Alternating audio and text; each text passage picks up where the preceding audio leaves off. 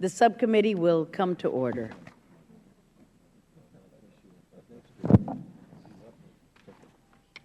After recognizing myself and the ranking member, my good friend, Mr. Deutsch, for 5 minutes each for our opening statements, I will then recognize members seeking recognition for 1 minute. We will then hear from our witnesses. Thank you, gentlemen, for being here. And without objection, your written statements will be made a part of the record, and members may have 5 days to insert statements and questions for the record, subject to the length limitation in the rules. And I'd like to tell our witnesses that our parties are having their conferences right now, and they're just getting out, so I'm sure that people will be filtering in. The chair now recognizes herself for 5 minutes. The stabilization and reconstruction operations in Iraq were, at the time, the largest such project of its kind that the United States government ever undertook. But for all of the good intentions, it was a program replete with challenges, overpromises, setbacks, and shortcomings. Of course, it had its share of accomplishments and successes as well, but at the end of the day, when we look back at our approach to the rebuilding of Iraq, we're left with an overall sense that there were too many errors, that fraud was widespread, and that there was an unnecessary amount of waste of taxpayer dollars, U.S. taxpayer dollars.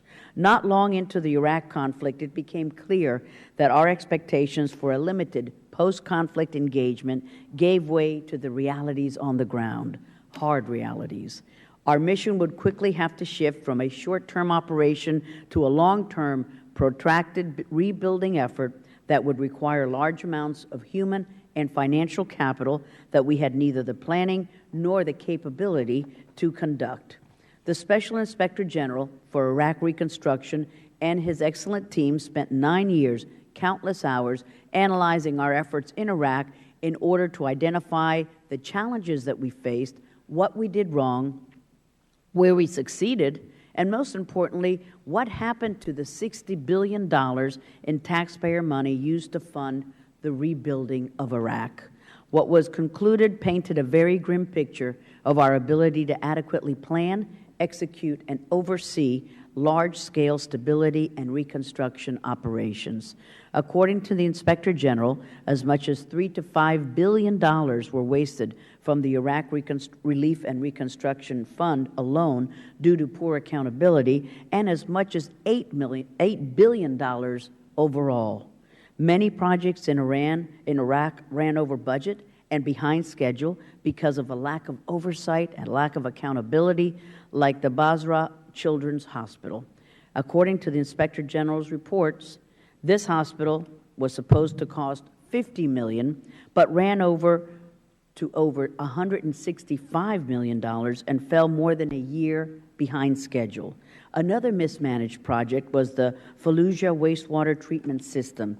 The IG found that the initial $30 million project tripled in cost to nearly $100 million and only reached 1/3 of the homes originally planned.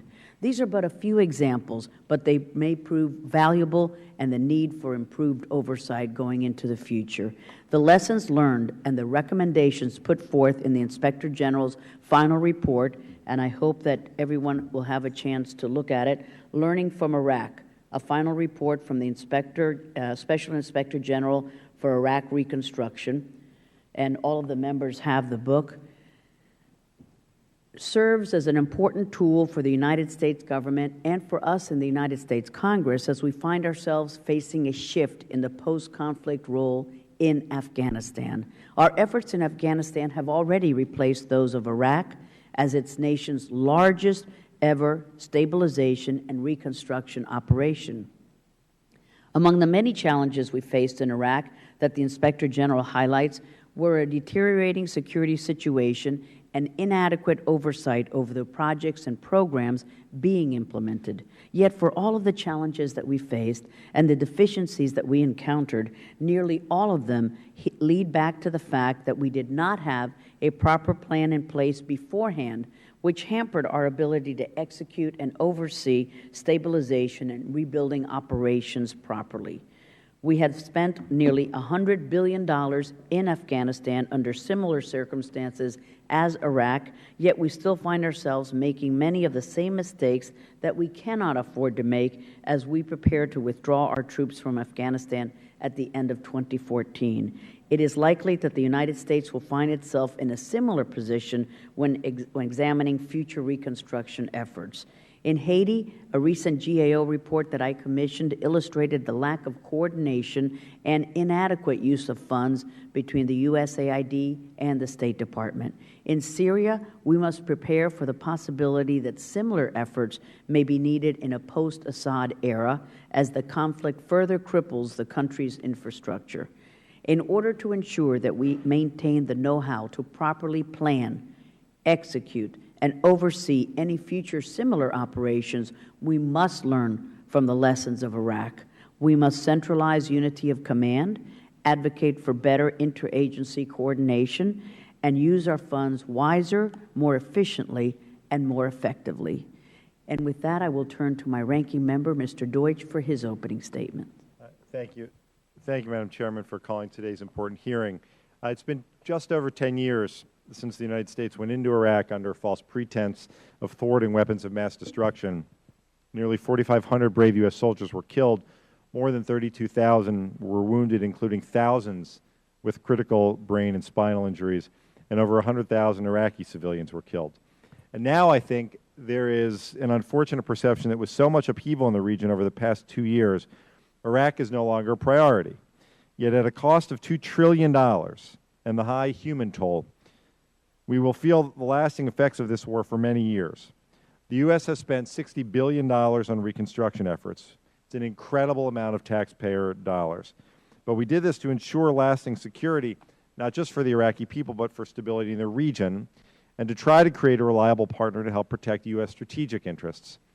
Even though our military operations have concluded, as we'll hear today, there are still thousands of U.S. civilian personnel on the ground working to ensure that Iraq has the security and civil society institutions necessary to sustain a successful and stable state.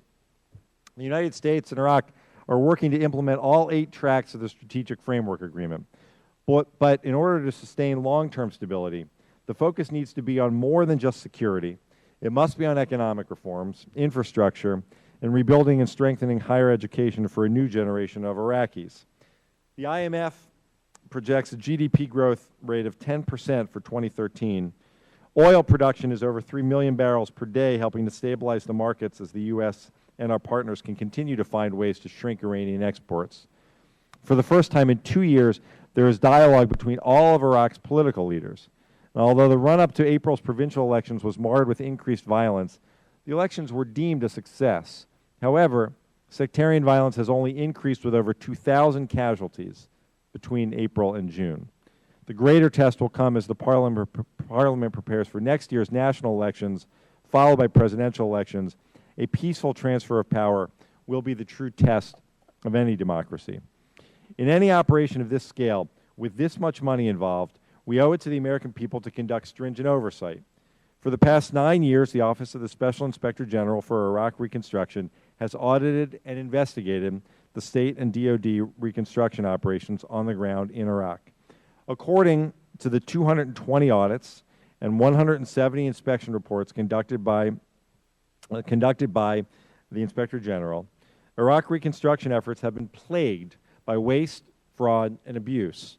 I applaud the IG's work in securing the successful conviction of 100 fraud cases and recovery of nearly $300 million in misused assistance, but the amount wasted, we know, totals well into the billions.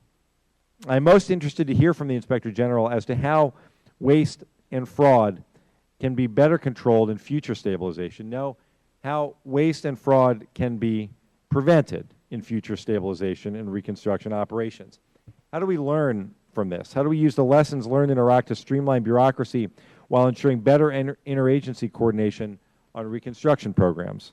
How do we maintain oversight, evaluate progress, and enforce timelines of private security and civilian contractors, particularly when you had at times over 170,000 private contractors on the ground?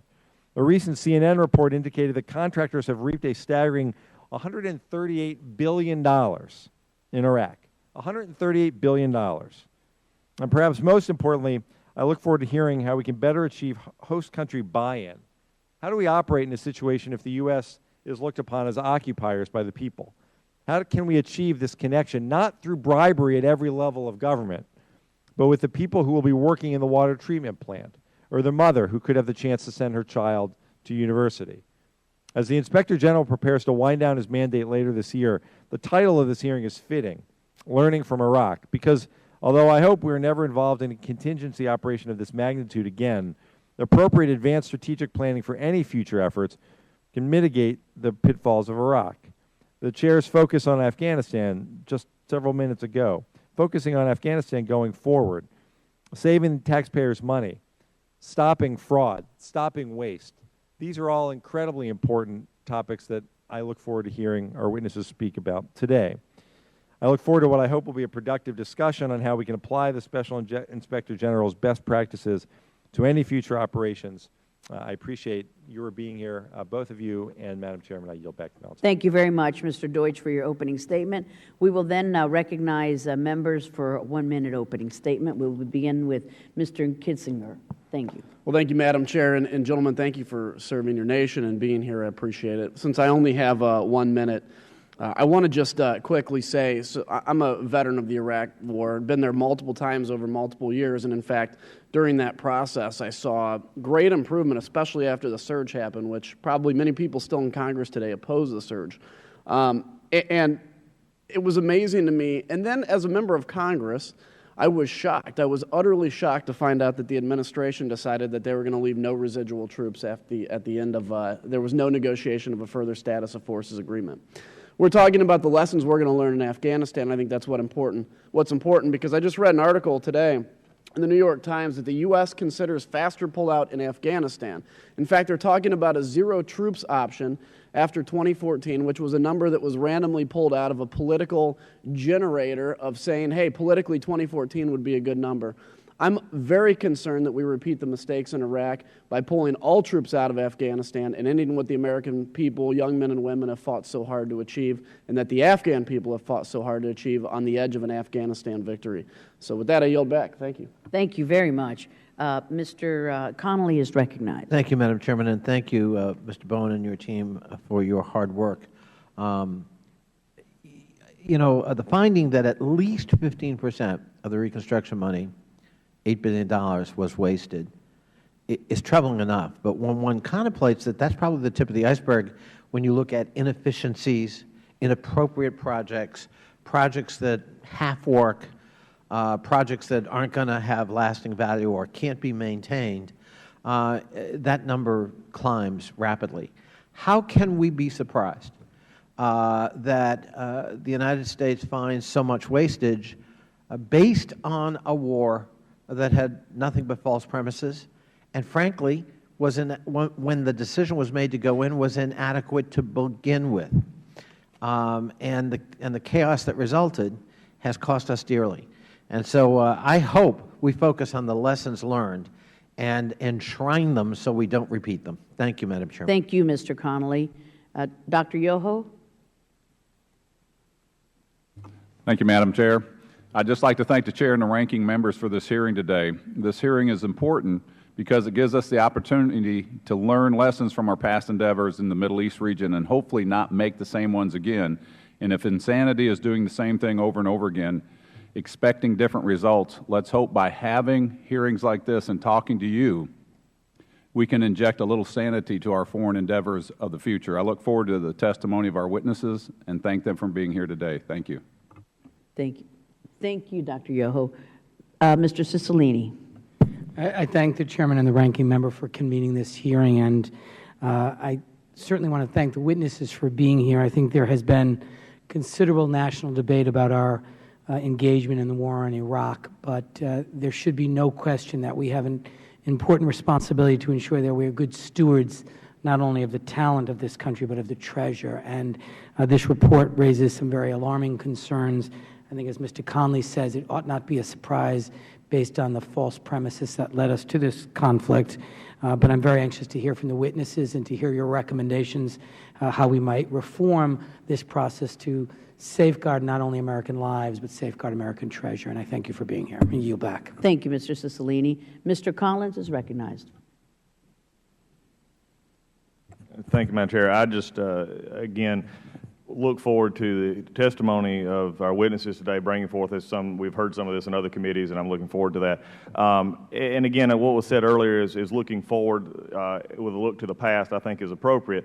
I think the one thing, though, is that just frankly, I'll just, as a point of order here, and just a point to say, as we look forward in what happened as someone who also has served as Representative Kissinger in Iraq and been there, let's look at the report. Let's do what we're here to do on oversight, and let's focus on the fact that the real lives were lost, real lives were cost, and the things that are taxpayer money.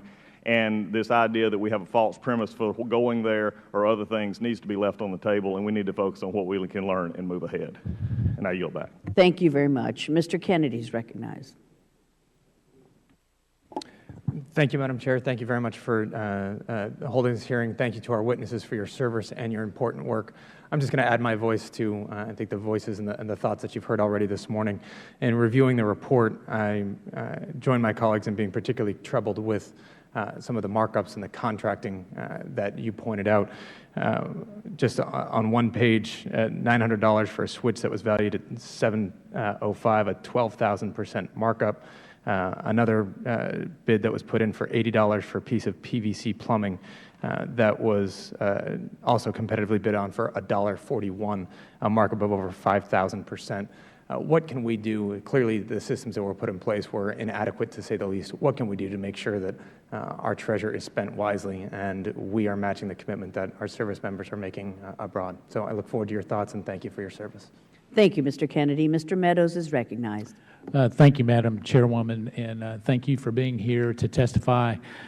Looking back, it's disturbing to note that we've got so much waste, fraud, and abuse, and yet we still don't even really know the full extent of what happened there. And so that's troubling. The Chairwoman has pointed out that, we've seen some 15 to 20% of the $21 billion really go up in terms of wasted cost. A hospital that costs 3 times what it should have, $70 million spent on anti-corruption efforts that really didn't show any results, $70 million. And so the money is gone, but what I'm hopeful to hear today from each one of you is what we can do in terms of lessons learned. I appreciate your work. I'm also intrigued to hear the efforts that you've got in terms of creating the U.S. Office of Contingency Operations and the implementation thereof. And so I look forward to working with you to find significant ways that we can reduce waste and fraud. And with that, I yield back. Madam Chairwoman. Thank you, sir.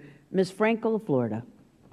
Thank you, Madam Chair, and I thank Madam Chair and Ranking Member for your very articulate comments. And I want to say, first of all, I'm the mother of an Iraq veteran who served willingly and proudly. He returned safely. With that said, I think it cannot be said more that the war in Iraq was the wrong war at the wrong time. The real tragedy were the lives that were lost and mangled. And I think it's very unfortunate that we even have to have this hearing today. I understand the reason for it. Madam Chair, I yield. Thank you. Thank you very much. Mr. Cotton is recognized. Thank you, Madam Chair, for having this hearing. There are many important lessons learned. I, too, was a veteran of Iraq. I served with the 101st Airborne and led 40 infantrymen in Baghdad. One of the hallmarks of the Army is that you always engage in self-critique, not just rewarding yourself for the good things to sustain, but exploring the failures that you need to improve in the future, so you can always gain in your levels of performance. I look forward today to hearing more about what we can learn from Iraq, how we can apply those lessons to Afghanistan, and how we can apply them inevitably in the future when we find ourselves in conflict, again, defending our country's values and its interests, and defending our allies around the world. I hope that we don't, unfortunately, devolve into a look backward 10 years or more into what took us to war in Iraq, but rather what America can do in the future to make America and Americans safer and make the world more free. Thank you. Thank you, sir. Mr. Vargas. I'll get it right this time. Thank you very much, Madam Chair and Ranking Member. I appreciate very much the opportunity to speak, but also the hearing. Especially, I want to thank the witnesses for being here. The numbers are staggering, especially when we take a look at sequestration and what we have to do in the sense of cuts in our own country. So I'm very anxious to hear your testimony. Also, to find out if we really are in a better position today than we were, 10 years ago as we move forward. So again, thank you very much for being here, and Madam Chair, I yield. Thank you, sir. Mr. DeSantis. Thank you, Madam Chairwoman, for holding this hearing. I want to thank the witnesses for coming. I just look forward to this. This is very important. There were a lot of good things we did in Iraq. When I was there, I saw a lot of very positive actions, a lot of bravery from some of our troops, and we did expend a lot of blood and treasure there, and there were some good things, and obviously there were some not so good things. So I really look forward to learning from your report and your testimony. So thank you. Thank you, sir. Ms. Meng. Thank you, Madam Chair and Ranking Member, and thank you to our witnesses for your service to our country and for being here today. The Special Inspector General for Iraq Reconstruction's report provides valuable insights into the reconstruction process in Iraq.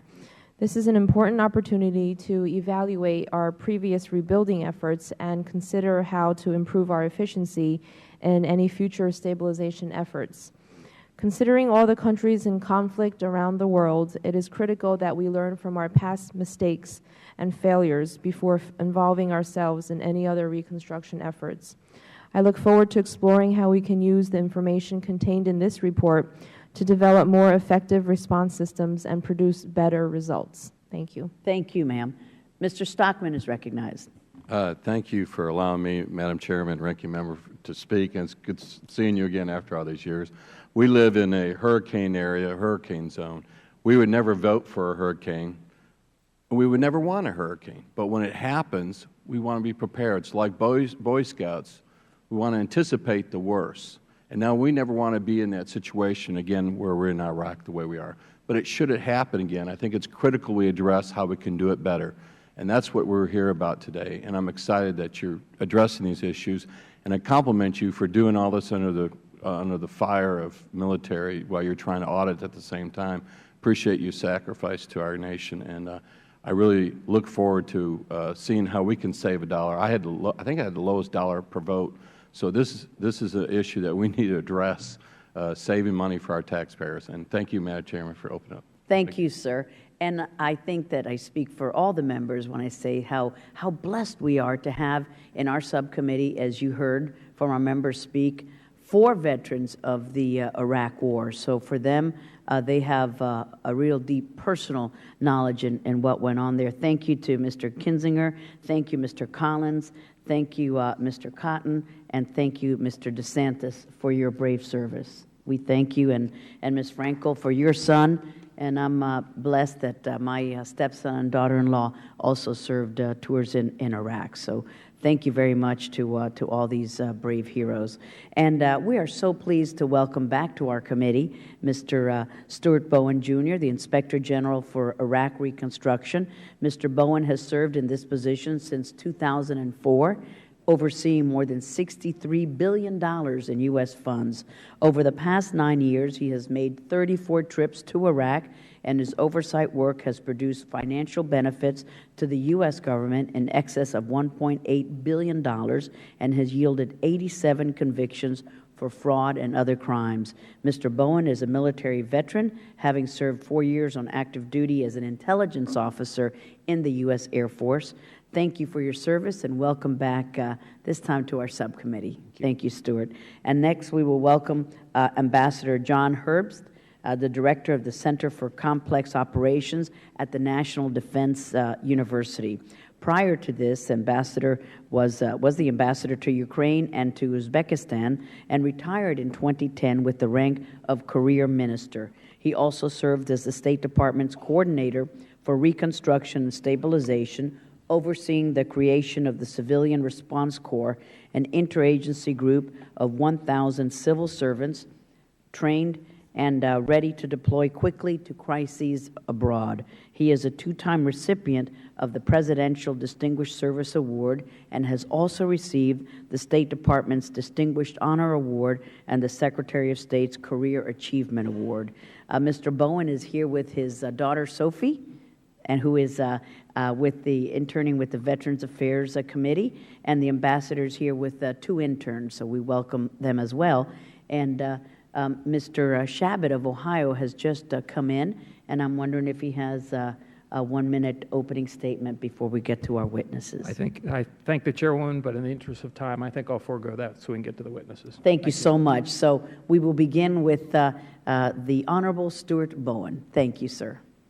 Thank you, Chairman Ross-Layton and Ranking Member Deutsch, members of the committee. It is indeed an honor to appear before you again to discuss our final lessons learned report, Learning from Iraq. And on a personal note, Madam Chairman, muchas gracias por todo su apoyo durante mi trabajo en SIGAR. Just showing off. And it's an honor also for me to be at the table with my friend, Ambassador John Herbst, who has truly the most applicable firsthand knowledge about the attempts to address the challenges that arose in Iraq, the attempts to reform our approach to Reconstruction, and really the story of how those attempts didn't meet the mark. So thank you, John, for joining us.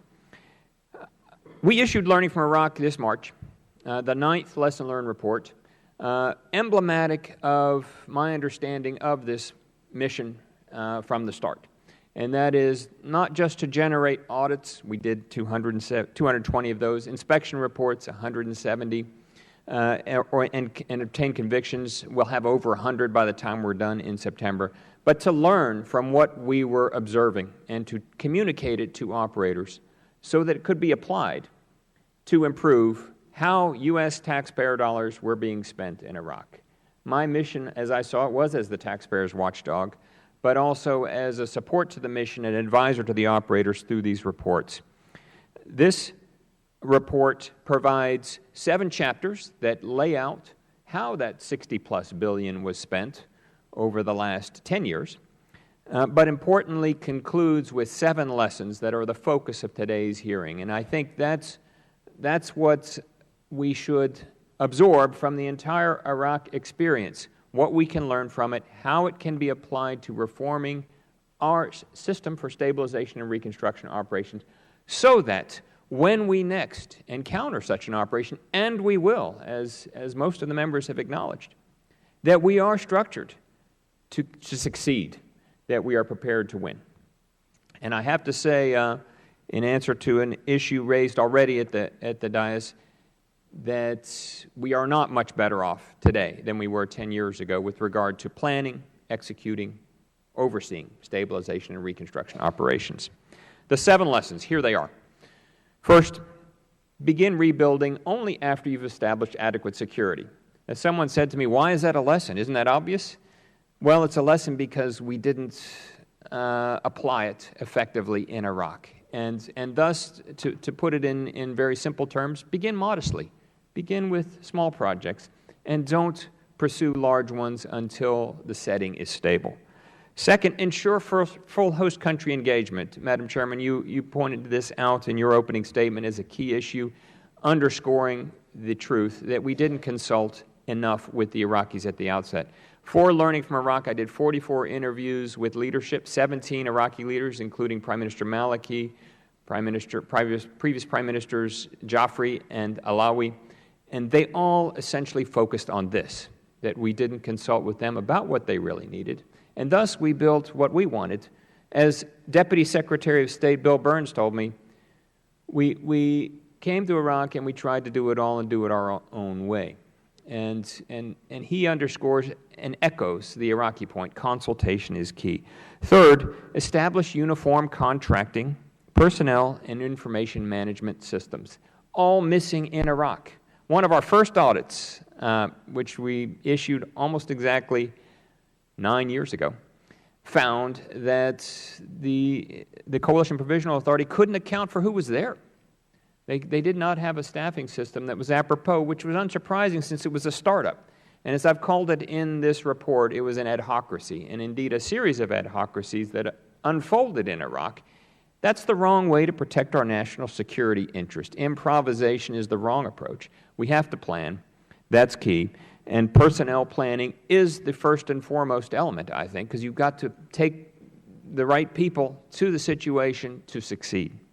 But also IT. Our audits repeatedly found that there was no coherent information management system in place to track what we built. Indeed, we ultimately concluded after a series of audits, only 70% of what we built was captured in any coherent information management system. Unacceptable, certainly. Contracting. The Congress has responded to the contracting challenges of Iraq. Indeed, the departments have. But have the departments responded in an integrated, effective fashion? And the answer still must be no. Also unacceptable, because if you want to talk about waste, a lot of waste occurred in poor contracting vehicle choice, poor quality assurance, poor contract management, ineffective oversight on the ground in the implementation of contracts. But the most important lesson, that these issues can be resolved by establishing an entity that would ensure civil-military integration of planning, execution, and oversight for future stabilization and reconstruction operations. And H.R. 2606, introduced by Mr. Stockman and Mr. Welch, would do that.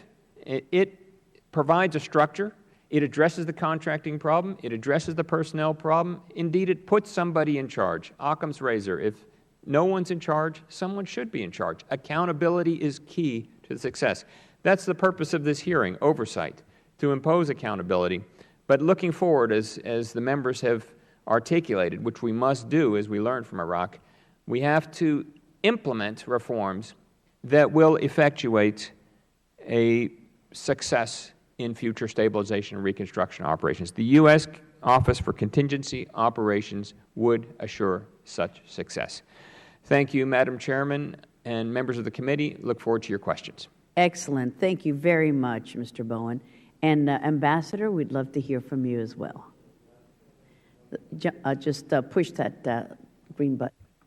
Madam Chairman, Ranking Member Deutsch, members of A little bit closer to your... Thank you for inviting me to appear today. It is a pleasure to appear alongside Stuart Bowen, my longtime colleague and the Special Inspector General for Iraq. In particular, I am here to offer support for his suggestion to create the U.S. Office for Contingency Operations, USOCO. This discussion comes at an inopportune but a necessary moment.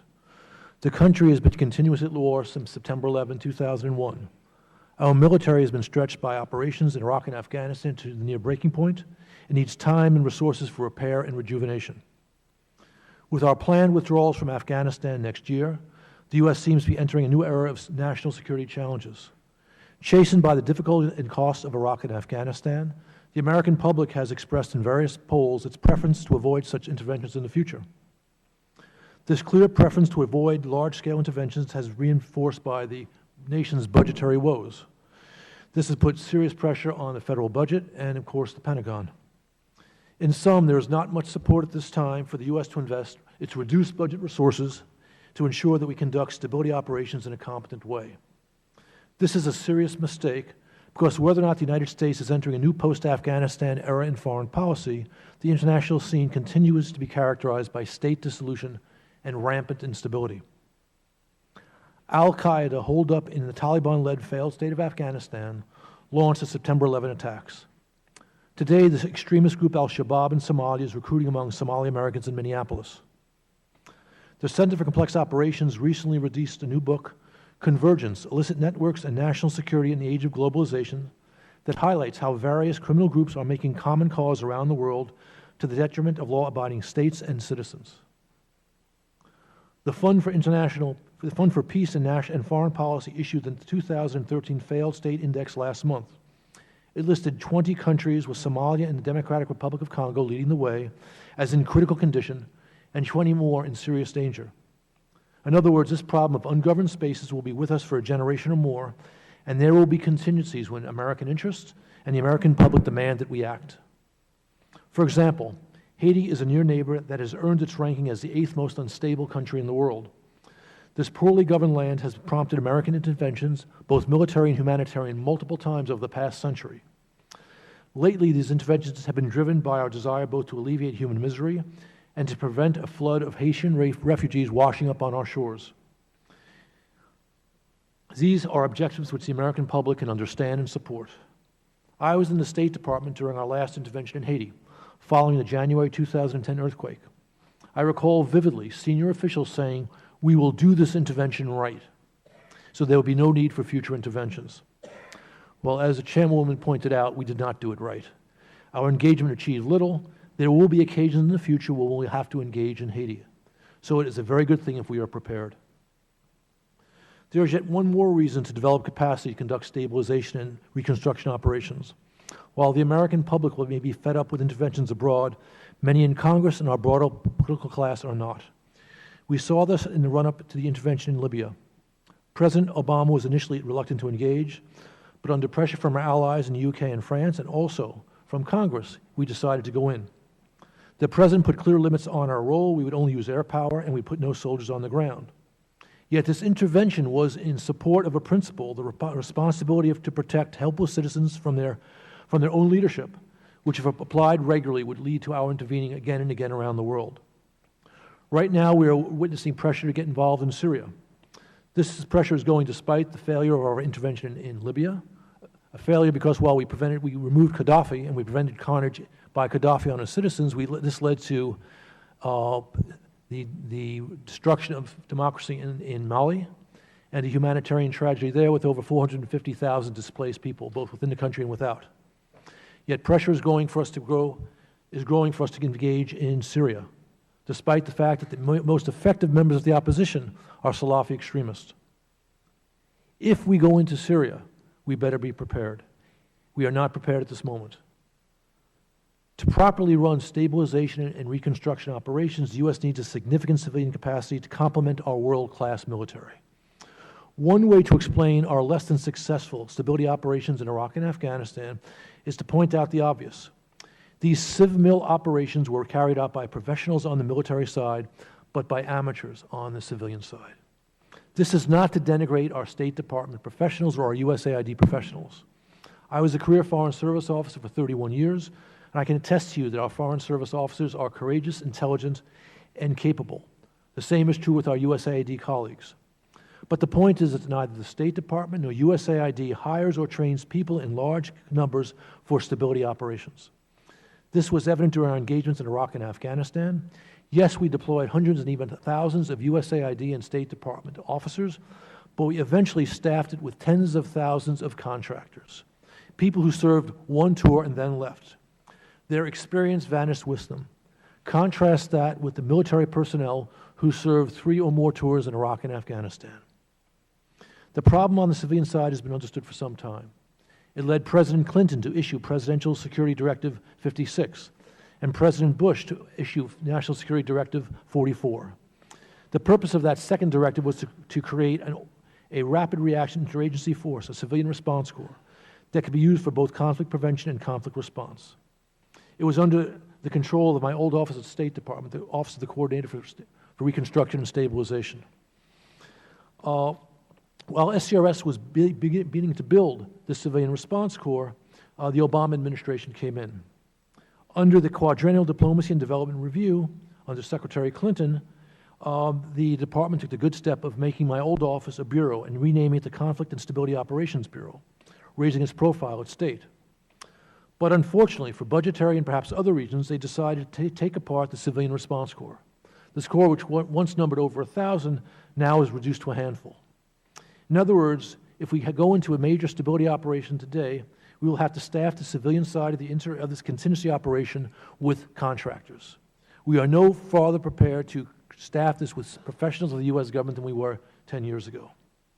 That's the problem. Experience has shown that we need a corps of dedicated civilian professionals in order to conduct these stabilization operations well. This is where USOCO comes in. Since the end of the war of Afghanistan, as we draw down in Afghanistan, the military is putting together smaller numbers for stability operations, but they have the ability to ramp up. We do not have something equivalent on the civilian side. We have not had that since USAID was taken apart after the Vietnam War. USOCO is a first step towards reestablishing the civilian capacity. The initial cost of this proposal is insignificant, $25 million. It can be used to put together a staff of 125 professionals who would begin to organize the civilian side for contingency operations. It would provide the first stability operations professionals ready to respond to emergencies abroad.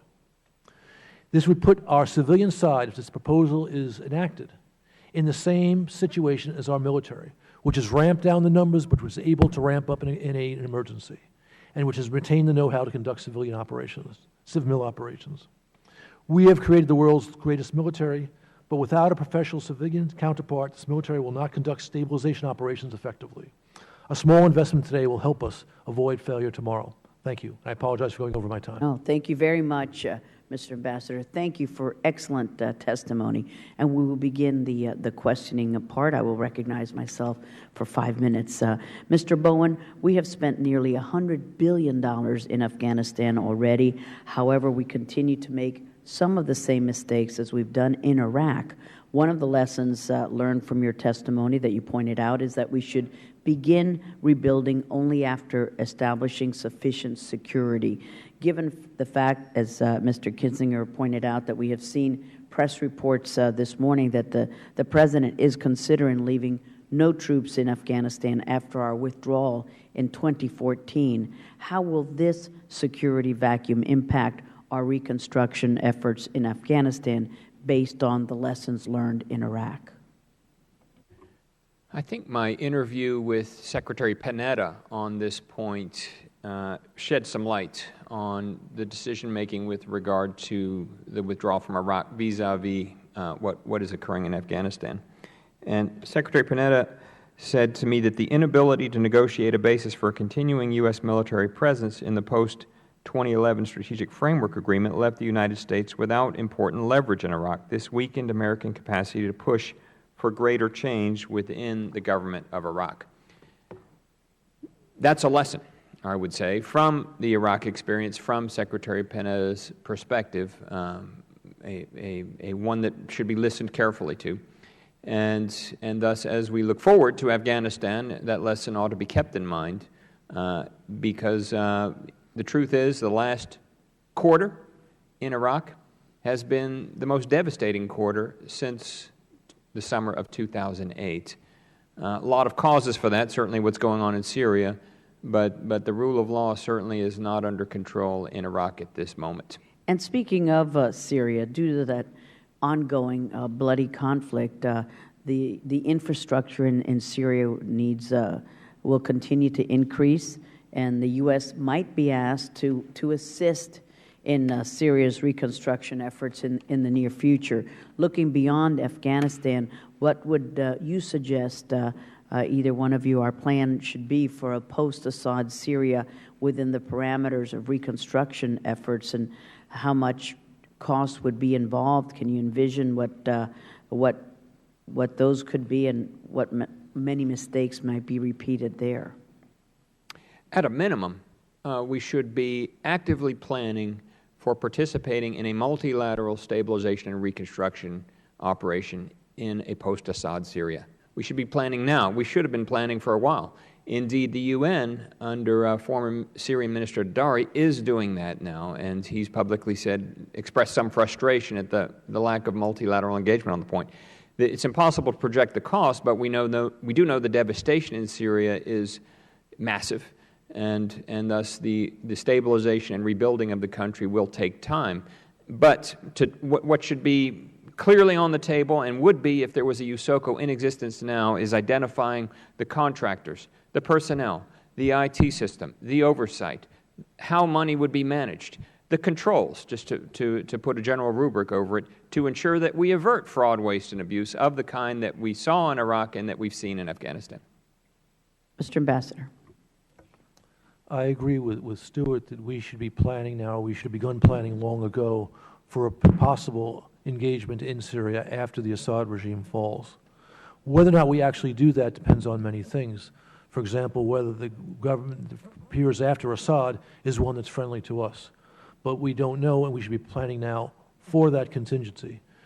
I believe there has been some planning being done by the Office of Conflict Stabilization and Operations at the State Department for this, but I don't know how comprehensive it has been, and certainly, as Stuart said, it needs to be done in conjunction with what's being done by the UN.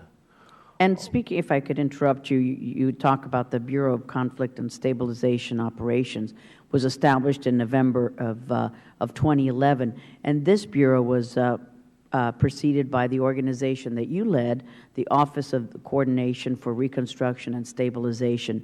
And even though the Bureau concentrates more on small crises, do you believe that we should increase the capacity of the existing Bureau within the State Department, or establish a new center, which you propose, called the U.S. Office for Contingency Operations? And wouldn't there be more redundancy and duplicative efforts between those two entities? I think there is the possibility for duplication if USOCO is established. But here's how I look at this. The core of a successful stabilization operation on the civilian side consists of, first, planning, secondly, an integrated core of government professionals. And what you have in CSO right now is, I think, an able planning capacity and a small, competent staff. But there's no larger interagency core of professionals to do this work properly. A conscious decision was taken to reduce that core. Conceivably, it could be redone in that office, or conceivably be done with Stuart's proposal for USOCO. There does not seem to be an interest right now in the State Department for doing that. And even when I was in charge of the SCRS office at State, while we were building this, there did not seem to be a readiness on the part of the rest of the building to use it. It was something of a foreign entity in the State Department. Thank you very much, sir. Thank you for good answers. And Mr. Deutsch is recognized for his questioning period. Thank you, Madam Chairman. Inspector General Bowen, you just two of the points that you flag I'd like to explore. You say that, and you spoke today about facilitating greater host country buy-in. I'd like you to speak to why that didn't happen in Iraq. And then you also recommend ensuring security before rebuilding begins. And I wonder, while that's important, I wonder the extent to which we can actually do that, and whether there's concern that it actually prolongs a conflict, prolongs the conflict and slows the reconstruction of infrastructure, state institutions, the other things that need to happen. If you could speak to both of those, and then Ambassador Herbst, as it relates to Syria, if that's the sort of thing that a USOCO would do, and that's the view that would be taken here, how is it, when is it ever relevant? When is the security situation, and who deems the security situation addressed well enough to be able to come in and do these other things? Inspector General. Thank you, Mr. Deutsch. First, on the consultation point, part of it was the shift from liberate and leave, which was the pre-war plan, to occupy and rebuild, which became the policy just over 10 years ago now. A significant shift from spending $2 billion to $20 billion in the blink of an eye, and then $60 billion over 10 years. The reality was we were planning on leaving by the end of September of 2003. And thus there was no commitment to consultation with that planned short stay. When we shifted to a significant infrastructure-based rebuilding program, the plan sort of evolved within and among the U.S. contractors that were identified and was developed by the Coalition Provisional Authority. And it did not engage with the Iraqis enough. And that's their first-person testimony to me about what happened back then. But more importantly, it's something that wasn't thought of beforehand. the need to consult and the commitment to it and the deference to host country interest, capacity, and absorptive capacity in particular. What can they do? What can they sustain? On the security front, the key is ensuring sufficient security, not absolute security. So it's a proportional metric. The less secure in the environment, the smaller the project. The more secure the environment, the more substantial the project you can pursue. Right. So just to follow up on that, in Iraq, you have the assessments being done both about security and about engagement. In the absence of USOCO, those assessments were being done by our ambassador, and those assessments were being done by the generals on the ground. So how do they, where are they on this proposal? Do they feel that they would have benefited, do the generals, any of the generals or ambassadors who served in Iraq, yes, feel that they would have benefited by having this, or would Ambassador, it yes, sir. Yes, Mr. Deutsch. Ambassador Crocker says this would have enabled him to operate more effectively, and he supports the idea of creating USOCO. And when the U.S. is operating overseas, and I guess we can broaden this, Ambassador, to Syria too, the ambassador in Iraq, as we've talked about, and when the U.S. operates elsewhere, it's the ambassador who heads the civilian efforts in the country, and the commanding general then heads the defense operations. Where does, I understand what Ambassador Crocker said, where would USOCO fit into the chain of command? Is it on par with state and DOD? Is it, how does it fit? USOCO's mission is very discrete and well-defined, and clarity will provide certainty to both the agencies and the contractors. It would be somewhat like FEMA in that the President would declare when a stabilization and reconstruction operation begins. USOCO's jurisdiction then is effectuated, and its mission is to oversee the relief and reconstruction activity in the affected country. And then upon completion of that mission as identified by the President, he would declare it over. Its reporting chain would be like mine, reporting to the Secretary of Defense and Secretary of State and then the National Security Advisor. And I only have a few seconds left. Ambassador, when would we ever hit that point in Syria? And in Afghanistan, at what point would that designation have ever been made? In Syria, we would hit it once we decide that the situation is appropriate for us to go in. And when that point is when you have a government in Damascus or an emerging government in Damascus, which we know we can work with, and when conditions on the ground are sufficient to permit us to go in. To make that call, you would need to have very experienced professionals on the ground, certainly on the border with Syria and hopefully within Syria as well, to offer the expert political advice that our leaders need in order to make that decision. And that's why you need to have a core of professionals devoted precisely to this type of problem, because this type of problem is widespread around the world. And without, I'm sorry, my last question, Madam Chairman. So without this core of professionals, we're not able to make the decision about when there's a government that we can work with? And shouldn't there be much more that goes into the discussion of the analysis of when to get involved, or do we always wait until there's a government that we can work with? We should be involved as soon as we see a crisis brewing. And we should put our intelligence assets and our best professionals on the ground to develop a sense as to what's happening. Your question evinced some skepticism when you said, well, do we need these professionals in order to make these decisions? My sense is, looking at our experience in Iraq and Afghanistan, it would have been very helpful if we'd had this type of professional analysis before our political leaders decided to go in this very serious way. The decisions to go in both cases were filled with suppositions which proved to be false. It was mentioned by many members of the committee before we had a chance to testify. Thank you very much. Thank you, Mr. Deutsch. One of our Iraq vets, Mr. Kinzinger, is recognized. Well, thank you, Madam Chair. And again, gentlemen, thank you for being here, as I mentioned in my opening statement. I think the big thing we want to know is not should we be involved in other parts of the world, but of course, how do we do it better? One of the concerns I have is in this time in Egypt, where you have this turmoil, that we're going to rush to the exits to get rid of aid and to walk away from that situation. I think it's important that in Egypt, the United States stay engaged with aid, with foreign aid, as they go through this time of instability. And I think it's, also important to recognize that in Iraq, and again, I think there were mistakes made in the post-war. Number one, I think we should have gone in with far more troops. We should have had a plan the point Saddam's statue fell. We should have had a plan for law enforcement.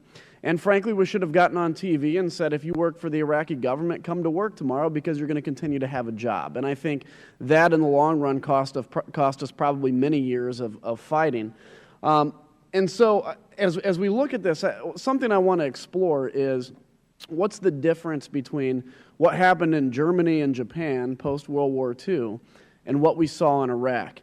Is it reasonable to expect that any kind of development aid program can succeed in a highly unstable security environment? And I'll start with you, Mr. Bone. Well, that's a core lesson from Iraq and Afghanistan, that you must have sufficient security before engaging in substantial rebuilding, relief, reconstruction activity, development, and aid. And that cost us billions of dollars and too many lives. Indeed, we issued a report last summer that found that 719 lives were lost while those individuals were engaged in reconstruction-related activity. Better planning, better capacity, better integration among the agencies would avert the kind of fraud, waste, and abuse we've seen in Iraq. It would ensure better execution and would implement effective oversight so that the loss in blood and treasure that we've seen in Iraq, that we've seen in Afghanistan, would be averted in Syria in whatever future stabilization and reconstruction operation we engage in. Thank you, Mr. Herbst. Our occupations in Germany and Japan succeeded because the German governments and Japanese governments and people accepted the legitimacy of our presence. In Iraq, that was always a question.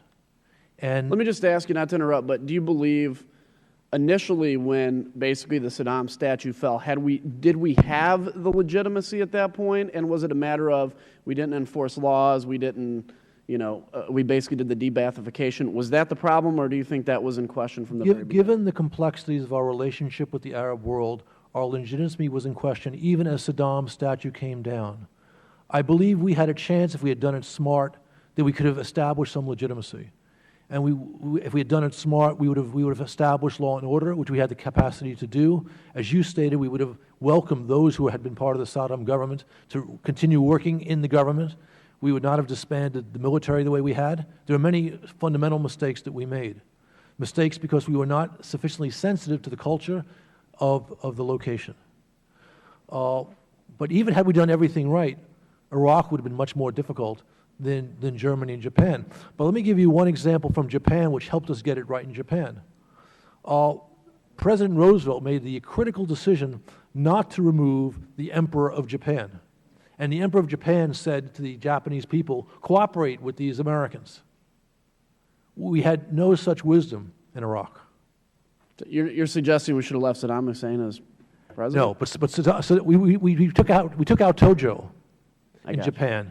The emperor was a very different kettle of fish. Understood. I understand what you're saying. Well, I thank you for that question. I think, as we look forward, Iraq, it's a very important lessons learned. We're naive if we think America's never going to have to be in this situation again in the next 50 or 100 years. And so I thank you for your hard work. Looking forward at where we're at in Afghanistan, again, as I mentioned in my opening statement, my big concern is the number 2014 for a year to withdraw from Afghanistan was pulled out of a hat, and it was pulled out for political reasons. The president wanted to put a date certain for withdrawal. I'm not going to necessarily argue I disagree, but one of my questions, though, and one of my concerns is, when you look at Afghanistan today, I think it's something like 60% of the people in Afghanistan are under the age of 20, or it's some amazingly young demographic. You have the Afghan civil society. People are waking up in Afghanistan. The Afghanistan military now basically controls its entire country. It is standing against resurgent Taliban. This is a war that has to continue, but we're on the eve of not a victory for America. I think it would be a victory for America, but a victory for the people of Afghanistan, which in 50 or 100 years, when we look back at the United States, when our grandkids or whatever are reading history books, it's going to look at this finite amount of time when there was instability in the Middle East, instability everywhere, and say, what did America do with its position of power? And it's either going to lead to a world of chaos, a world of a Chinese or a Russian leadership, or a world where America continues to be that shining city on a hill. And so I thank you all for your testimony, and I yield back. for your service. Thank you. Mr. Connolly, Virginia is recognized. Thank you so much. And I would say to my friend from Illinois, I appreciate his fingering some of the early mistakes that were proved catastrophic. And I would argue part of the problem is our own command structure, because we frankly infused Ambassador Bremer with way too much power to make unilateral decisions that actually undercut negotiations the military and State Department were having to try to keep the country together immediate post-invasion. And someday, Mr. Kissinger, I'd enjoy talking to you about that. I commend a book by Thomas Ricks called Fiasco, which documents this in agonizing and painful detail. Stuart, Mr. Bowen, you and I traveled to Iraq together on one of your many peregrinations. Two things, and we've got to be concise if we can do it, but two things that came up in that visit that stay with me and you and I have talked about since. One is SERP. The idea that the military was going to become an aid distribution entity. It's one thing to have some small sums to fix a problem here, to try to bolster the role of rebuilding communities, not just being seen as occupiers and invaders.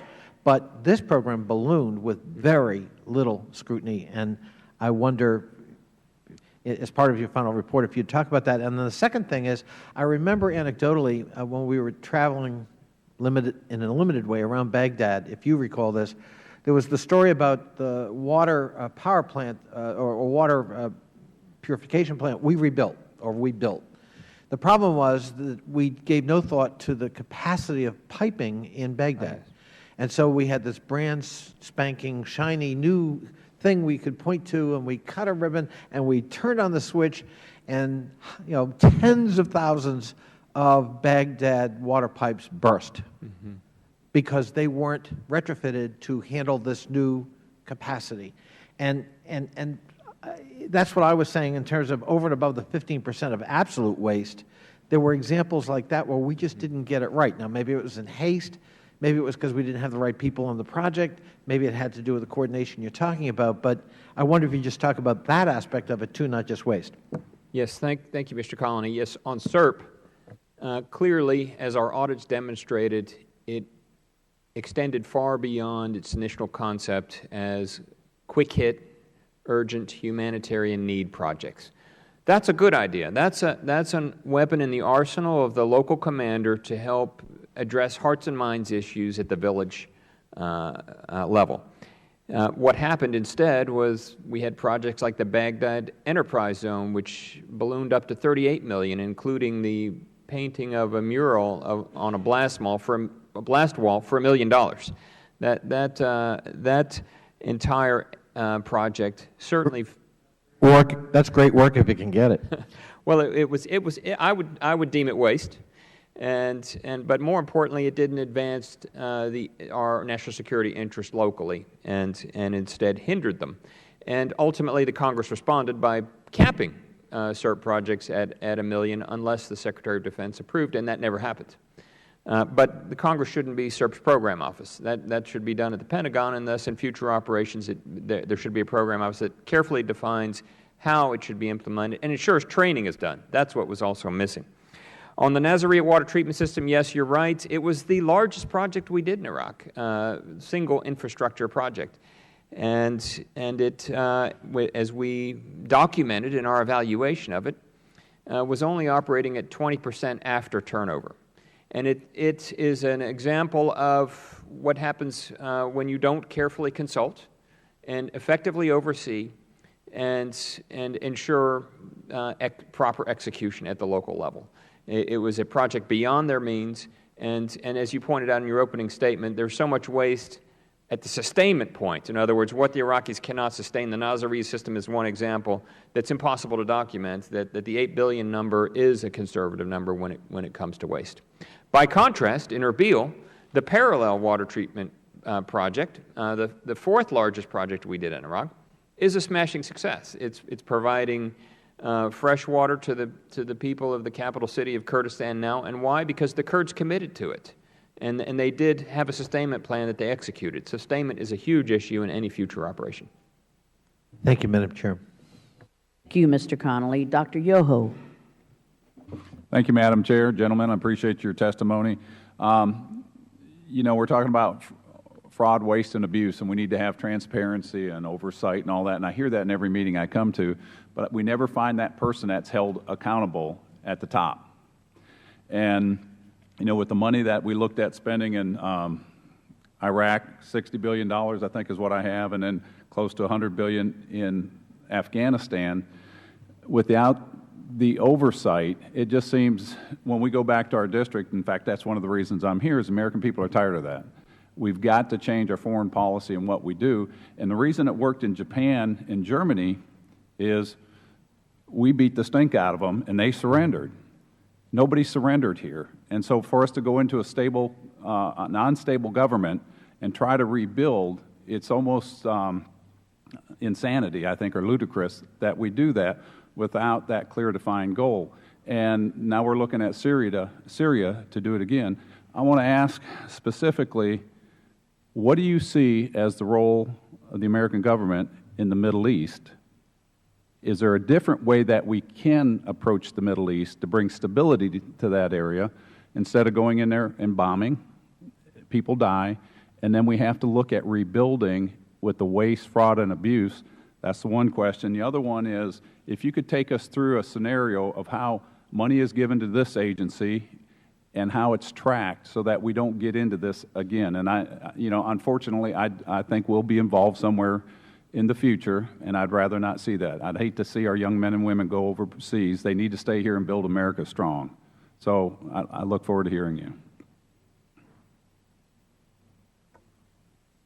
You ask a big question when you ask if we can provide stability in the Middle East. I think it's safe to say that it is beyond our means to provide stability in each and every country in the Middle East. I agree. And we will bankrupt ourselves if we try.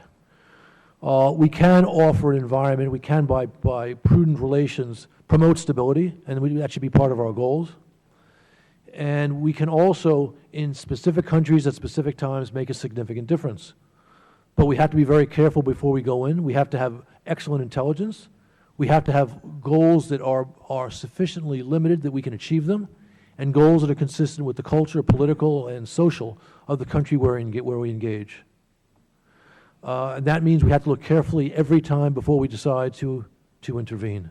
And for that, we need to have, again, a serious core of professionals and leaders with wisdom and humility. Thank you. And Dr. Yoho, with regard to reducing fraud, waste, and abuse in future operations, this is what USOCO would do. It would reduce the cost of preparing and executing and overseeing such operations by ensuring that there was effective planning that afforded our national command authorities options. That's what USOCO would do, and more importantly, would not rely on coordination on the ground after the operation begins, which is what occurred in Iraq and which is what occurred in Afghanistan and which didn't work. That coordination must move to interagency integration so that there is a CivMil capacity that exists before the operation begins, and that's done the work ahead of time to ensure that there are controls in place so that the projects and programs succeed and that fraud, waste, and abuse is reduced. Okay, because I was reading in here about the Army Corps of Engineers. They did a program where they're burying the pipelines, and it was billions of dollars. And you were saying that we have to rely on better experts and things like that. I mean, how do you get better than the United States of America? You know, it's just not acceptable that we're spending this money there, and then we go back to our taxpayers and say, hey, guess what? You got to send more money in, and we're borrowing 43 cents on every dollar to send over here. And it just, if we don't have the experts now, and they go over there, what are we doing? Well, accountability is the key. All right, accountability. Who's held accountable? And that's the problem. There's no one in charge now. There was no one in charge in Iraq specifically for the rebuilding program. And when the Commission on Wartime Contracting held its hearing on Afghanistan and called state defense and aid to the table and said, who's in charge of the rebuilding program, they couldn't provide an answer. That's what USOCO would do. You know, Mike Brown was there to fire when FEMA failed. You know, there's no one there to fire now when a stabilization or reconstruction operation doesn't go well, because it's not centralized, it's not coordinated, it's not. There's no one identified with accountability for the operation. USOCO would solve that problem. I yield back. Thank you, ma'am. Thank you, Dr. Yoho.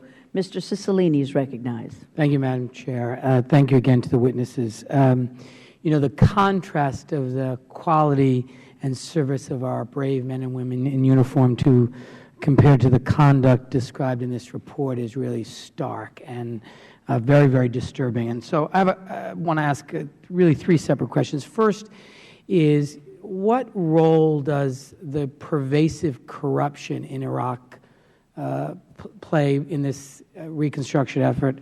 You note in the report at page 104 that the United States invested over $67 million as of September 2012 in anti-corruption efforts, and despite the support for the fight against corruption, apparently little change between 2003 and 2012, and that Iraq remains consistently one of the most corrupt countries in the world. I remember from my visit to Iraq hearing from a constituent who was part of the Rule of Law Working Group about the challenges. So I'd like to hear from you about whether or not that sort of pervasive local corruption impacts the reconstruction efforts, obviously, and our accountability that we're seeking. Second, I'd like to hear from you about the police development program. I actually saw that while I was there. Apparently wasted over $200 million to train Iraqi police that both Baghdad didn't need or want. How did that happen? How does a program that no one wants, that's that ineffective, occur? And finally, how do you conclude that this new agency would somehow provide the kind of streamlining and oversight that we have a right to expect? I think the American people see what this report reveals, and they become enraged at the kind of waste when we see crumbling infrastructure in cities and towns all across America, and we're told we don't have the resources to rebuild our own country, and we see the colossal waste that occurred in the reconstruction of Iraq, and it is, I think, it is properly a source of great rage from the American people. So I'd like you to address those three issues, please. Thank you, Mr. Cicilline. The corruption issue in Iraq continues to daunt the country, to limit its capacity to grow, and to hold it back from making progress out of the situation in which it's currently mired. And as Dr. Bassett, who's the head of the Board of Supreme Audit, their chief oversight entity, told me when I interviewed him last year, corruption has become an institution in Iraq, and it takes the form of money laundering. Up to 20 to 30 billion lost annually to money laundering in Iraq by some estimates, by his estimate. And that drains the economy of its resources and keeps the majority of the population in poverty-stricken circumstances. The police development program failed to succeed because of the lack of consultation with the Minister of Interior. When we did our audit of it, we met with Minister al-Assadi, and he said to us that it was shaped and formatted in a way that didn't really meet his needs. Yet it was far down the road at that point. And upon the issuance of the audit, it began to roll back, and eventually was concluded earlier this year because of the lack of buy-in. Curiously, you know, this late into the program, still there was a consultation problem. USOCO would address the fraud, waste, and abuse issues, the planning issues, the execution issues by ensuring accountability and transparency throughout the process. But most importantly, it would promote integration. These are civ mill operations. If you accept that, and you accept the fact that our current system is not promoting or advancing towards greater civ mill capacity, then I think reform is necessary. There is no other proposal on the table. There is no other office in place within the executive branch now that is advancing that interest. And that interest ultimately is tied to our national security architecture and protecting our interest in the region. Not learning from Iraq, not implementing this kind of reform will leave us worse off. Just a follow-up question. Your report reveals that, or references an audit that was done in 2012 that concluded that roughly $1 billion was transferred out of Iraq each week via currency auctions conducted by the central bank, and up to $800 million was laundered money transferred illegally under false pretenses, and that cumulatively over the course of a year, this presents the possibility that up to $40 billion was leaving the country annually because of corruption. Do you have a sense of what percentage of that is American taxpayer money? That is all Iraq money. That is oil and gas money flowing from the Development Fund from Iraq, not U.S. money. That comes from an audit by the Board of Supreme Audit, Iraq's oversight entity, that was related to me by Dr. Bassett. Thank you. I yield back, Madam Chair. Thank you, Mr. Cicilline. Another wonderful Iraq vet, Mr. Collins, is recognized.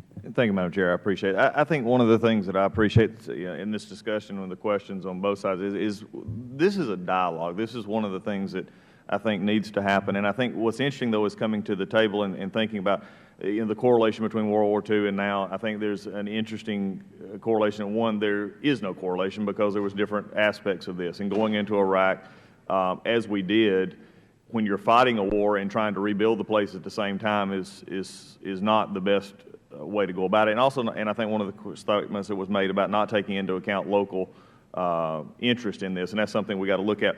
The question I have, though, comes, and I think it was one of his core professionals, and you keep mentioning USOCO, and we'll get to that in just a second. It was interesting to me that there's a breakdown of 75, 15, and 10 of the monies, 75% DOD, 15 aid, and then 10 state. Even in past, if you want to use past knowledge, State Department involvement usually would be higher, especially in these internals. Is that something that you see, and I want to do short because I got several things I want to get to. The State Department role, especially in this issue, if we're there, does it seem like to me needs to be higher? Yes, Mr. Collins, it does, and I especially given the fact that the State Department was given policy authority over the entire Reconstruction program. So you had the authority in one agency, yet you had the contracting capacity all in another agency, and as I saw it repeatedly on the ground, that led to friction, that led to failure. Well, and that's what I want to follow up because, and it's disturbing me that we're throwing Syria around as quickly as we are here. And the fact of where we're at, and there has been clear evidence of a lot of things going on in Syria. And one of the statements, Ms. Hurd, I believe you made, that our job is to go and sort of paraphrase is to help those who are. And I think we've got a concern here because the very things that you're talking about when we start looking at Syria or we start Egypt or anywhere else is us being involved in a way militarily that's so functionally different in those environments than Iraq and Afghanistan. My concern goes back to if USOCO is implemented. How do we, what is the cost? What is your estimated cost to set up USOCO? $25 million per year. And who would it report? I've looked at your appendix and I've looked at the draft bill.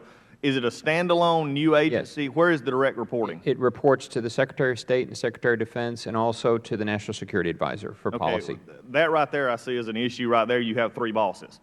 Yeah, I actually report to Secretary of State and Secretary of Defense, and because they're civ-mil, these operations, it makes sense. These are unique operations, a creature of the modern era, and but also a direct appointment by the President, correct? That's right. That's what I read in your draft opinion. So with Senate confirmation. Okay, so it would be, as you made note of the FEMA issue, we'd fire that person, the President could fire that person. That's right. That's what we look at. As we look forward here, one of the last things that you stated in one of your lessons learned was plan in advance, plan comprehensively in an integrated fashion, and have backup plans ready to go. Yes. Okay, one of the issues, and I don't want to go back too far here, but is that in World War II, because it's been referenced before, if you even all the history that you would read there is that the first couple of years we were focused on winning the war. And then there became the transition as we came to the Reconstruction end. What I found troubling in Iraq is it seems to be all of a sudden we're there, oh my God, what do we do? And then how do we do this? And they were sent in to reconstruct. Now, we're not going to discuss the reasons why, but that is a concern for me. Are you looking at USOCO being an agency that is the front end to say, let's just use an example of wherever we may go into X state, for whatever reason we decide that firm military involvement needs to be there on a large scale? Would you be trying to do, again, repeat the problems of Iraq where you go in before the fighting is over? Or are we looking at something that where there's, let's finish it, let's secure it, and then begin our rebuilding process? It would be the latter. I mean, a key lesson from Iraq is to ensure sufficient security exists before relief and reconstruction activity pursues in earnest. But the ultimate goal of USOCO with regard to planning, Mr. Collins, is to provide National Command authorities with options. In other words, a range of choices with regard to the nature of the aid that you might provide to country X. and so that you're not limited by circumstances. In Iraq, we planned to liberate and leave. We were going to be gone by September.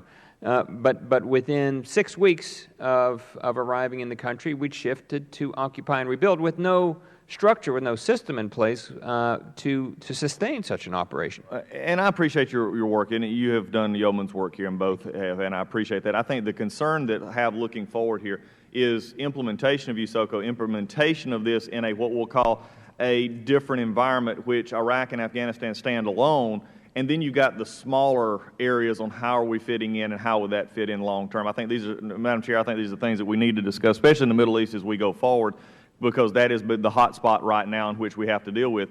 But it also concerns me deeply that we're discussing, and we throw numbers around here, we're discussing taxpayer dollars. Yes. These are dollars that men and women do not understand when we send overseas, and we don't have a clear, defined role. And I think we've had a long discussion where we've disconnected what foreign aid should be and what it should be about as to what we have seen recently. And I think that has contributed to the distrust that Americans feel, and we have got to restore that trust. And this report helps in that regard, but I think we've got to continue to follow up. Madam Chair, I'll yield back. Very good. Excellent points. And we have been joined by the ranking member of the full committee, Mr. Engel. We're so thrilled to have you. How are we doing so far? Doing all right? Okay. Ms. Frankel of Florida is recognized. Thank you, Madam Chair. I know, Thank you to your son for his service. Oh, and thank you, too, for your family and to our members who have served. So I have another family confession, which is my son also served in USAID. So this does not make me an expert either in the military or in the State Department. Okay, I want to say that. But as I've tried to have many discussions with my son about this. And incidentally, he now runs a wine bar. He owns a wine bar, so you could see he's changed his direction. But here's what I want to say. First of all, you know, when I read this memo from our chair lady, thank you for this memo, one thing that really jumps out at me is that SIGIR estimates that DOD managed 75% of the Reconstruction funds. That should be a real red alert that the DOD should not be managing Reconstruction. And in fact, I mean, I am very, very proud of the military. I know you mentioned how they are professional, they're trained, but I question whether or not their training is in redevelopment. I know, you know, my son trained to be an artillery officer, and which he was, and I think that's a very different job than training to do redevelopment.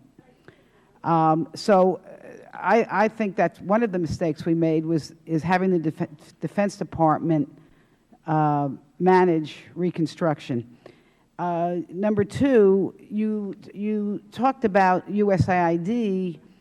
And maybe what I would just respectfully suggest is that instead of a new bureaucracy, which is called the USOCO, I think one of the failings of government is that every time an agency doesn't seem to be doing well, instead of looking to see what the real problem is, we decide to create a new problem.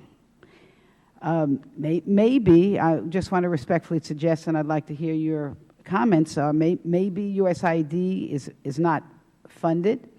Maybe USAID does not have the authority it needs. And maybe if USAID was in charge of Reconstruction rather than the military, maybe we'd have a different outcome. Now, with that said, I'm not sure that either USAID fully funded or professionalized to the degree that we would like it to be, that our Reconstruction efforts were worthwhile either in Iraq or Afghanistan, but we can save that for another day. Oh, thank you. You raise a valid question whether or not we need a new bureaucracy or we simply use the bureaucracies we have. My opinion is that the USAID that existed 40 years ago, the USAID that was engaged in Vietnam, would have been able to do the reconstruction operation in Iraq or Afghanistan much better than we have managed to do it ourselves. Conceivably, you could recreate USAID. You'd have to infuse it with substantial resources. It's an agency based almost entirely on contractors. You'd have to hire many, many more professionals. You'd also have to institute a rather drastic cultural change. The assistance community in the United States and around the world believes very much in assistance for assistance sake, as opposed to assistance in direct support of American national interests. And there are wonderful professionals at USAID, but most of them believe that. That is not the type of culture which would do a stability operation correctly. My sense is that given how USAID functions today, and it does a wonderful job in what it does, you probably would be faster and more efficient by creating a USOCO than trying to redo it within USAID.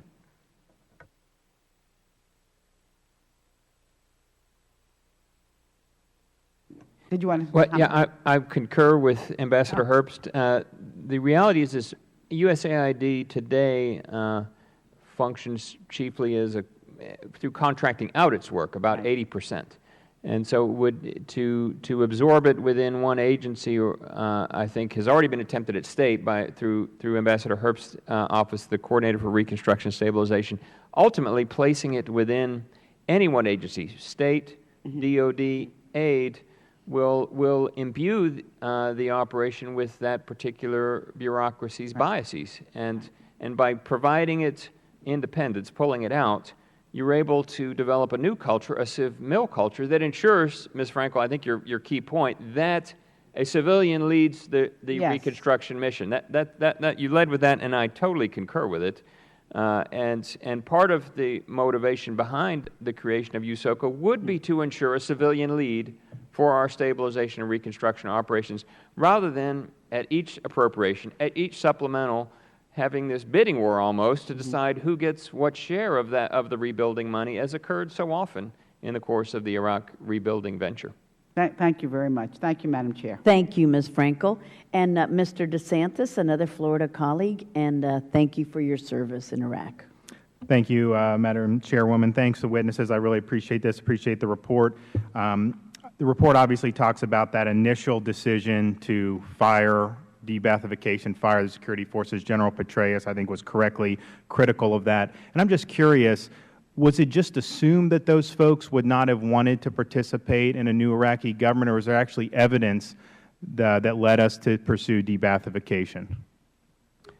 I think it was influence by the Iraqi leadership in charge and the Shia leadership that were pushing the removal of former Sunnis within the government at a level deeper than had initially been planned in pre-war plans. And that led to essentially, as has been described by a number of interviewees, to a firing of the government. And the capacity was difficult to fill and took years of training and governance assistance. Appreciate that. In terms of the report, talks about the rule of law efforts that were undertaken, and I remember when I was there, I mean, there was a court, I remember, built in Iraqi. We'd send detainees there or whatnot, but was there any measurable success in the time and resources that we put into the rule of law while we were there? I know you said it's deteriorated recently, but from the time we started, I don't know when that. I know it was going on in 07 and 08. Was that just a failure? No, I think the interview with Chief Justice Medhat, who was also the chair of the Higher Judicial Council in Iraq, indicated that he was satisfied with the support on a number of rule of law projects, particularly the Major Crimes Task Force and the judicial security support. 44 judges were killed in Iraq over the last 10 years, and there was much intimidation of the judiciary by terroristic elements, which prevented the effective rule of law. Over time, that security improved, and with its improvement came an overall improvement to the rule of law system. In terms of the corruption, obviously, I think in some of the mismanagement of funds, there were some serious examples of waste of taxpayer money. But is it the case that, sometimes this corruption is embedded into the cultures? That is, are there not limits to what even a well-administered stabilization operation can achieve in terms of rooting out corruption? And if that's the case, specifically with respect to Iraq, I mean, do you think that that is just part of kind of what we found when we got there? There was a culture of corruption in Iraq, and to some extent affects the region. Saddam certainly managed a formalized corrupt system of patronage. But our efforts to try and alter that didn't really alter the culture, as we've seen and as our reporting demonstrates, and as the Iraqis have told me. Culture is an almost institutionalized element within the system now, and billions, tens of billions are being lost to money laundering. It's upon them, it's their duty, it's their system, it's their sovereignty now to address it, and they are beginning to address it, but too much has been lost over the last 10 years.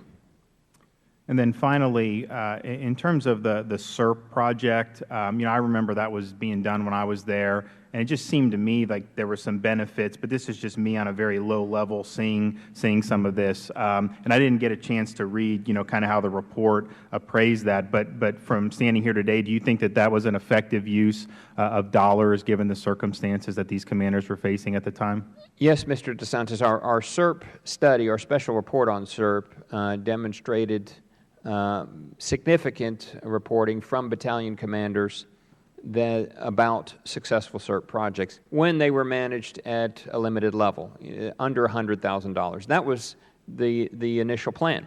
There should be 25 to 50,000, and tens of thousands of projects at that level were accomplished.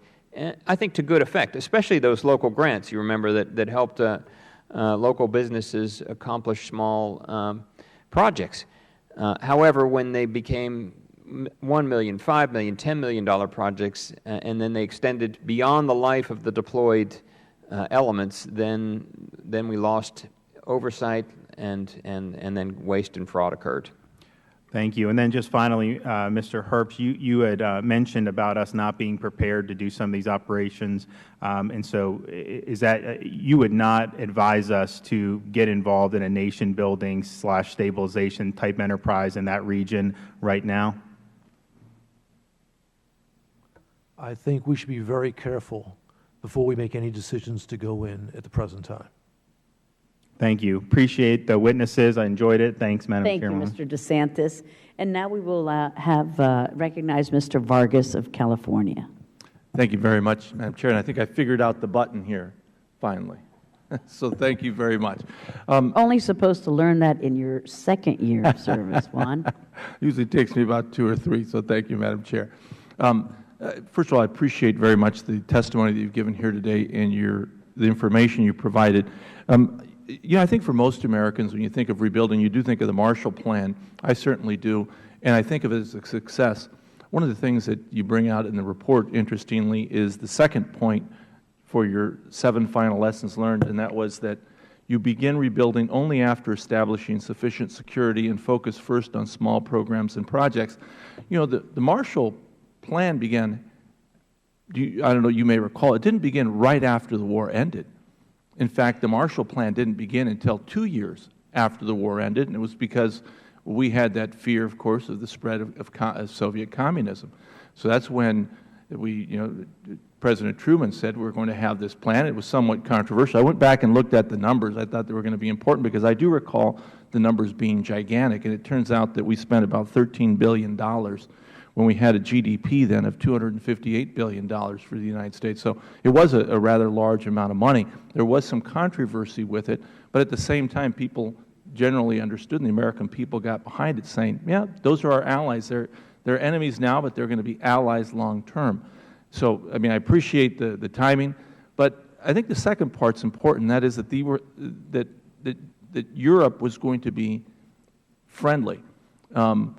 Doesn't seem to be necessarily the case with Iraq and Afghanistan. Could you comment a little bit about that? Because I think that's one of the things I think that have the American people at some unease, because it doesn't seem every dollar we give to Israel, we think that's fantastic because they're friends, they're going to be friends forever. we're protecting them, you know, we're on the same wavelength on everything. Every dollar you spend in Iraq or Afghanistan, doesn't feel right. Yes, Mr. Vargas, 2 points. One, on the Marshall Plan, you're right. We spent 2 years planning for it. And thus the element of planning to a successful stabilization, reconstruction, and rebuilding program is proven through the success of the Marshall Plan. Also curious, interestingly, the Marshall Plan's operational entity, the ECA, reported to 2 cabinet secretaries. So there is precedent for that, as we've described for USOCO. With regard to receptivity of the local populace, there is a lesson from Iraq on that. In fact, there were 2 rebuilding programs in effect in Iraq, the one in Kurdistan, the northern 3 provinces, and then the one in the southern 15. Virtually all the projects in Kurdistan where we were welcomed, where we were well received, where we did have substantial support, were successful. Most of the projects in the south were not. I think that's reflective of your core point that ensuring stability, local buy-in, local consultation, local engagement are key to successful programs and projects. How about you, Ambassador? There's no question that our intervention in Germany and Japan were successful even before the Marshall Plan.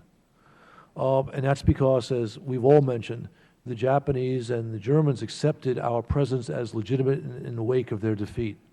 In Iraq, that was never accepted, except among the Kurds, because the Kurds had a very bad time under Saddam Hussein's regime, and also the Kurds looked to us as natural friends. I mean, the Shia also were repressed under Saddam, but they did not necessarily see us as friends. And so our intervention in Iraq was always going to be much more difficult in the post-military phase because we were not fully accepted. Well, and I think that's the unease I think that the American people feel. I mean, I do think that there is a real unease that we have as Americans, that we're spending so much money there, and that in a few years when we leave, they're not going to be our friends. I mean, that they're not going to, they're going to see the world very differently than we do, and our allies in the region are going to be their enemies. In other words, they're not going to line up on the same side. I think that's the reason why we need to be cautious as we decide to engage in these countries. Any other comment on that, Ron?